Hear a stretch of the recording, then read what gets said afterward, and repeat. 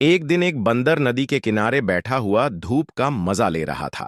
तभी उसकी नजर पानी में उछलती कूदती एक मछली पर पड़ी। बंदर को लगा जैसे मछली डूब रही है। उसने चिंता में कहा, अरे बेचारी, अगर मैंने इसकी मदद नहीं की तो ये मर जाएगी।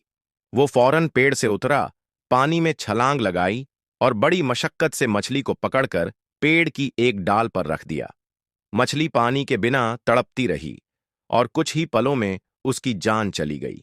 उसी वक्त वहां एक समझदार उल्लू आया। उसने ये सब देखा और अफसोस से सिर हिलाया। उसने बंदर से कहा, तुमने भलाई के नाम पर नादानी कर डाली। बंदर हैरान होकर बोला, पर मैंने तो उसे डूबने से बचाया था।